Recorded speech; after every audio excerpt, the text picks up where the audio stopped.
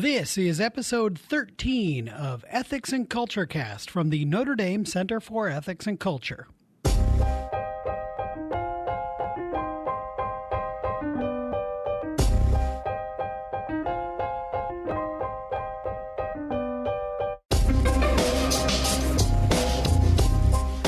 Welcome to lucky episode 13 of Ethics and Culture Cast from the Notre Dame Center for Ethics and Culture. I'm Ken Hellenius, the communications specialist at the center. In this episode, we sit down with Mary O'Callaghan, a public policy fellow in the center.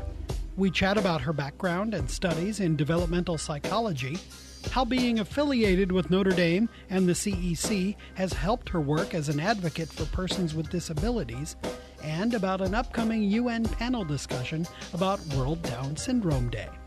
Let's head into the Marion Short Ethics Library for this week's conversation.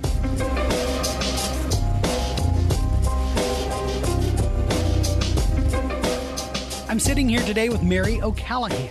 She earned an undergraduate degree in psychology from Creighton University and received her Ph.D. in developmental psychology from the University of Notre Dame.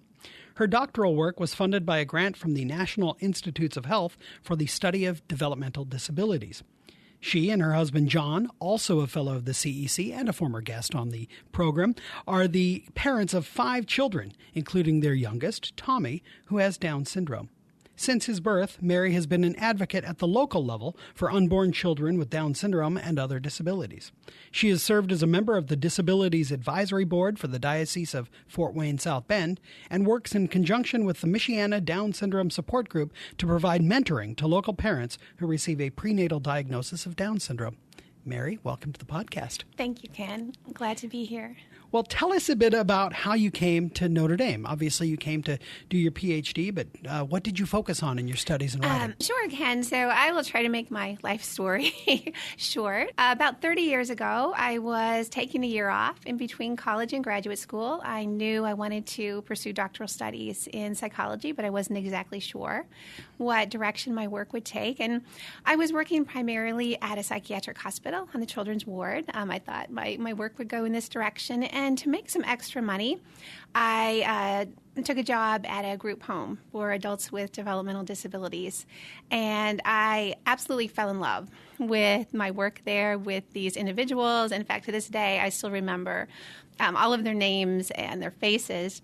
And so I decided that this might be where my vocation lie, in the area of disabilities. And it just so happened, as you mentioned in the introduction, that Notre Dame had a doctoral program in developmental psychology that was funded by the NIH. This was one of the programs that was funded under the Kennedy administration for the study of developmental disability. So this seemed like a perfect fit for me. So I packed up my bags. I was living in Seattle at the time, and I headed east, came to Notre Dame, and started my work there.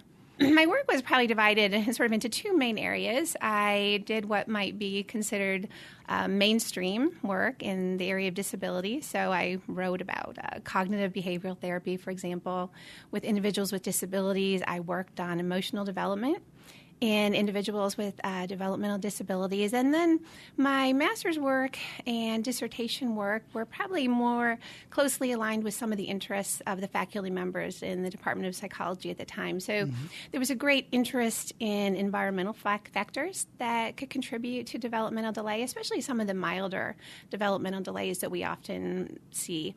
And so my master's work was actually done in the NICU here at Memorial Hospital in South Bend.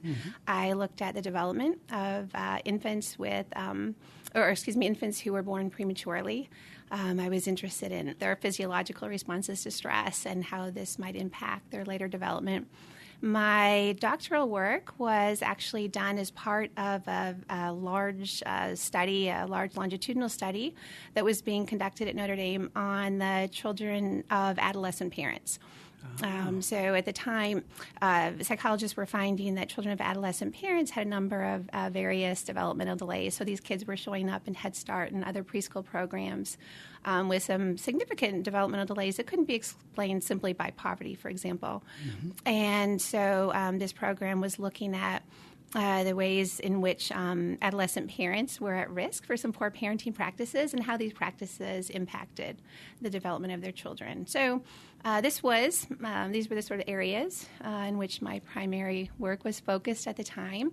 And I fully intended on pursuing a full-time academic a career in some aspect of disabilities. But as you know, life often gets in the way of our best plans. I met my husband, John, here. It's always... yes, yeah. I blame him for just about everything. But no, I met my husband, John, here in graduate school. Actually, we met in the library at Notre Dame.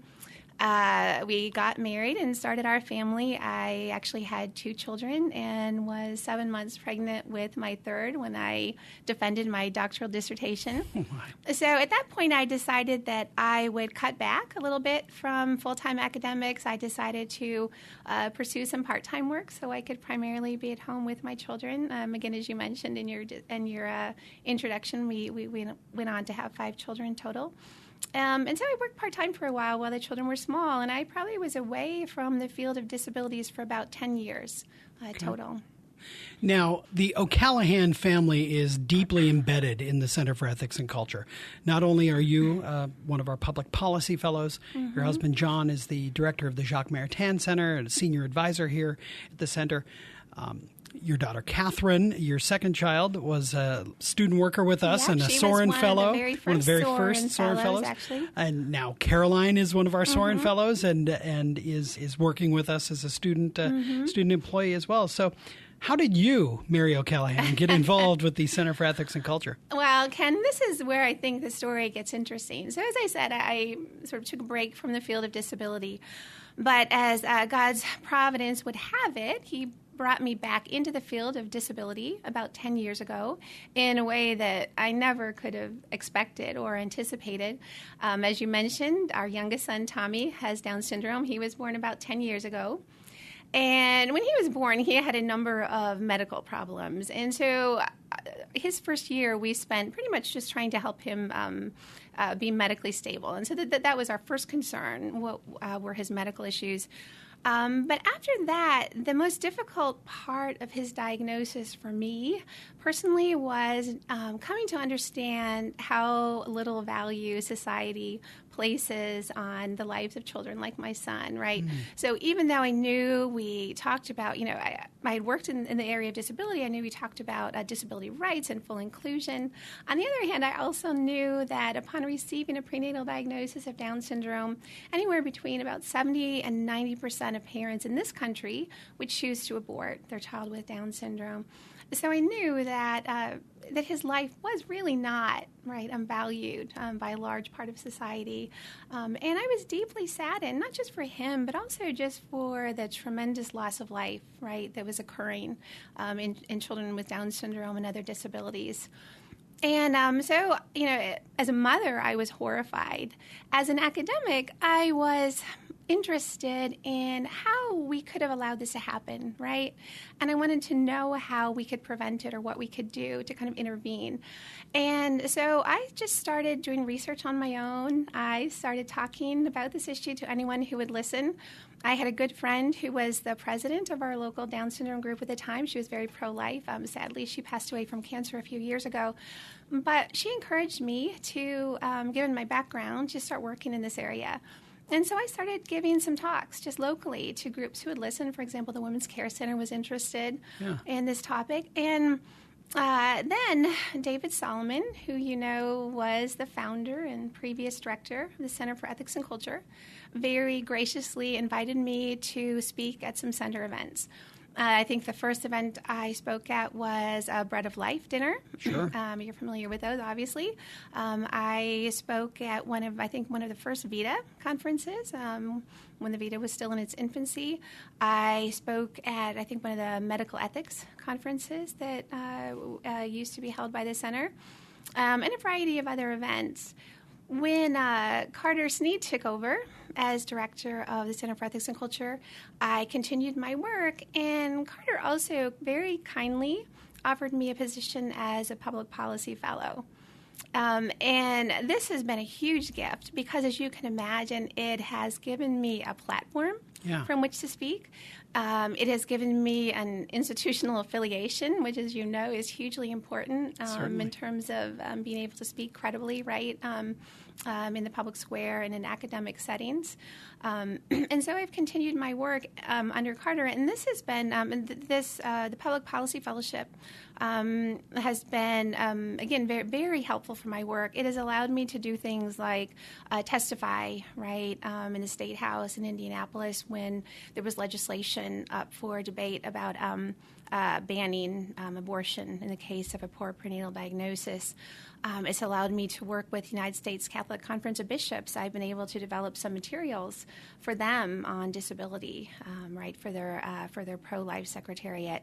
And I've also been able to travel. I've been able to travel all over the country to give talks on prenatal diagnosis and abortion, and also I've done some international talks. So I'm incredibly grateful to the Center for allowing me to do this work and to allow my work to have a greater impact, certainly. Yeah. Well, and a few years ago, we had during the Year of Mercy, the Center sponsored this conference on disability and mercy, kind of our own contribution to that, to the Year of Mercy that Pope Francis convoked. And I know both you and John presented at that conference. And as you know, that was an incredible event. We had scholars from all over the United States, and we also partnered with some disability groups, some local disability groups in Italy, L'Arche and the San Egidio community. So it was an incredible opportunity to not only have sort of an academic conference, but also to build community with others who are interested in promoting the dignity of those with disabilities. And as you know, it provided my son and I a wonderful opportunity to meet Pope Francis. There was a Mass for persons with disabilities in conjunction with the disability event being held in the Year of Mercy, and we were able to attend that Mass and then meet Pope Francis briefly afterwards. So that was, as you know, a huge highlight of the Year of Mercy for our family. I know it's one of our favorite photos on the wall here in the center is you and Tommy and Pope Francis. You know my son fairly well. He's very shy and doesn't take to strangers well, and he was so happy to meet Pope Francis. When Pope Francis came out, emerged, onto the altar, he said, "Wow, Mama, wow." He knew this was somebody special, so he gave Pope Francis a hug and was very excited by the whole thing. So that was wonderful. We'll be sure to share that photo as part of the podcast episode. But so upcoming, you actually have an opportunity to speak again as a public policy fellow of the Center. On March 20th, you're going to participate in a panel discussion hosted by the Holy See's Permanent Mission to the United Nations. The panel discussion is entitled "No Room in Rural Villages, Cities, and Homes for Those with Disabilities. Are Girls and Boys with Down Syndrome Being Left Behind?" So what's the context for this discussion? In 2011, the United Nations declared that March 21st would be officially World Down Syndrome Day. The significance of the date, as you might guess, 3/21, March 21st, is that persons with Down syndrome have an extra copy of the 21st chromosome, so they have 3 copies total. So it's an easy date to remember if you want to put it in your calendar. It's called Trisomy 21. Trisomy 21. Now, the Down syndrome community was celebrating this day unofficially, probably since about 2006. But this official declaration was important because obviously it raised the level of awareness about persons with Down syndrome. And it also stated that the international community has a stake, right, in promoting the dignity of those with disabilities such as Down syndrome. And in fact, in 2017, so actually this was just last fall, I think in October, the United Nations Committee on the Rights of Persons with Disabilities stated that laws which explicitly allow for abortion on grounds of impairment violate the Convention on the Rights of Persons with Disabilities. So this was entirely consistent with the spirit of declaring World Down Syndrome Day, and it was, of course, celebrated, the statement, by advocacy groups. It had been lobbied for by disability rights groups for quite some time. Problematic, however, is the fact that this statement was actually in response to a statement by another United Nations group, the Commission on Human Rights, which stated that abortion should be allowed in the case of disability. Mm-hmm. And a member of the Human Rights Commission in November, actually, I think it was on November 29th, was caught on tape. This member was Mr. Ben Akour. I think he's a member from Tunisia.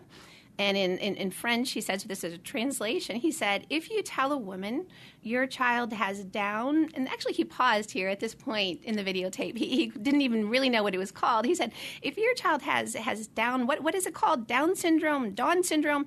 If you tell her that, or he may have a handicap forever for the rest of his life, you should make this woman. So he started out saying, you should make this woman. And then he quickly amended it. He said, it should be possible for her to resort to abortion to avoid the handicap as a preventative measure. Mm. So this event, which the Holy See is co-sponsoring at the United Nations, is meant to raise awareness and respond really to this attitude, which is not just present in the UN still, right, but also is present in practices and national policies worldwide. Mm-hmm. So, for example, we see incredibly high rates of abortion in countries like in Denmark, Iceland, and France, and Italy. Certainly, the United States is not off the hook. As I mentioned, we have abortion rates somewhere between 70 and 90%. And so we just want to make it clear that despite any gains made on behalf of those with Down syndrome, that we really can't speak of any sort of meaningful inclusion of those with Down syndrome and other disabilities unless we include them most fundamentally, right, in the community of human persons by allowing them life. So this is the purpose of this event. Well, what will your message be at this panel discussion? Sure. As you mentioned, I'll be part of a panel, and I'm going to be sort of highlighting the scope of the problem internationally. So first I'll give data, statistical data, for example, on the sort of scope of international abortion of children with Down syndrome. We'll talk about public policies in various countries that have allowed this. And then I'll speak of what the effects of this have been. Obviously, the main and most detrimental effect is the killing of children with Down syndrome, right? The enormous loss of life of children who have an incredible potential to contribute to our society. So obviously, that's the main effect. When we hear about countries like Iceland that claims an almost 100% elimination, as they say, of Down syndrome in their country because of abortion, what message does this convey to children and adults who are born with Down syndrome? What does it say about the society that celebrates this eradication of Down syndrome? Sure, Ken. So to the individuals with Down syndrome, it says that we would be better off without you among us, right?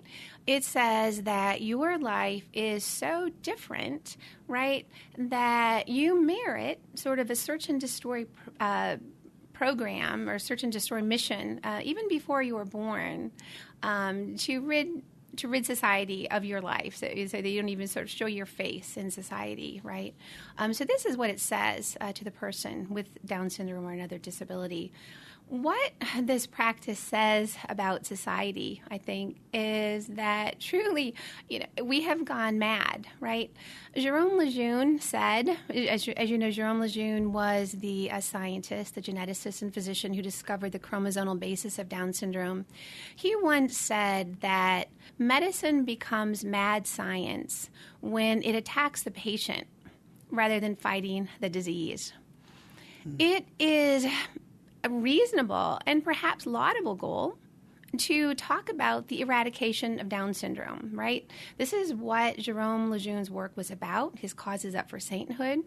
Mm-hmm. Not everyone would agree with this goal. There are many who enjoy the company of their loved ones, their family members with Down syndrome so much that they can't imagine a world without Down syndrome. I actually don't have an argument with those who would propose to eradicate Down syndrome. I love my son fiercely. I can't imagine him without his extra chromosome, but I also acknowledge that this extra genetic material makes it difficult for him to navigate the world. He has a number of health problems, a number of cognitive problems that make it harder for him, right, to do things that most people would take for granted. So again, I don't have an argument with attempting to eradicate Down syndrome. The disease. The disease. disease. Exactly. But to not understand the difference between eradicating a disease and eliminating a person is pure madness, right? One is a wonderful work of mercy, right? Mm-hmm. To reach out to those who may be suffering in some way and say, how can we help you? The other is an act of pure, unspeakable evil, right? To attack an innocent life. There are no words really to describe the utter evil of eliminating persons with Down syndrome. Yeah. What sort of support, the Michiana Down Syndrome Support Group, how do you support one another? Right. Oh, that's a good question, Ken. So we have a wonderful local support group, and I don't think we're alone. From what I hear nationally, every community has a very strong Down syndrome support group. We do a number of things. So, for example, I provide prenatal support when other parents find out they have a diagnosis of Down syndrome. I help accompany them as much as they wish in terms of helping them understand what this diagnosis means. Right. We also have we sponsor a number of activities.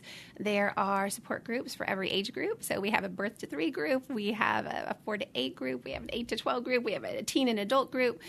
So we sponsor activities for those with Down syndrome and their families. We have a number of activities. We have a talent show, for example. We have an ambassador program that I'm involved in. I help to train adults with Down syndrome in public speaking and help them to raise awareness about the issues of Down syndrome. We do a lot of volunteering with our adults with Down syndrome. For example, they volunteer as Salvation Army bell ringers every year to show that they are perfectly capable and willing to give back to the community, right? That they're not a drain on society, as some people would think, but they are active and important community members. We have a buddy walk every year, which happens nationally across the country to raise awareness and raise money for our activities. So we do a number of things to help each other out, but mostly we just become friends. We bond, over the sort of common thing that we share. It's interesting because children with Down syndrome, as you know, have a characteristic look, right? So when we meet other children with Down syndrome, other adults with Down syndrome, we recognize a little bit of our child in that person. And so we tend to, I think, form very strong bonds with other families who have children with Down syndrome. It's interesting you mentioned that, that common look, recognizing your child in the other. That idea of recognizing the other as a person to whom you have a loving relationship already, is that part of what threatens societies? Like when France has said you cannot show happy people with Down syndrome on television.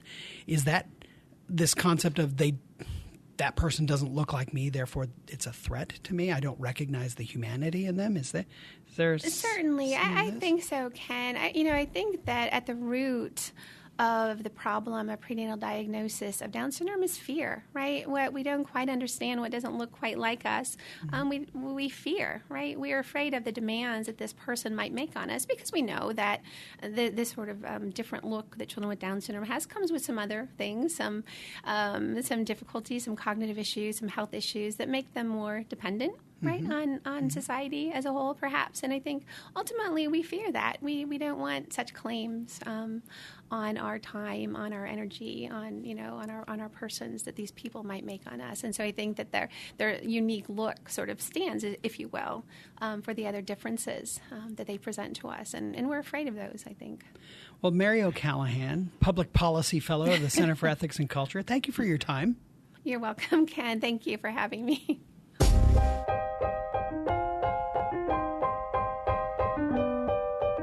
Thank you to our Public Policy Fellow, Mary O'Callaghan.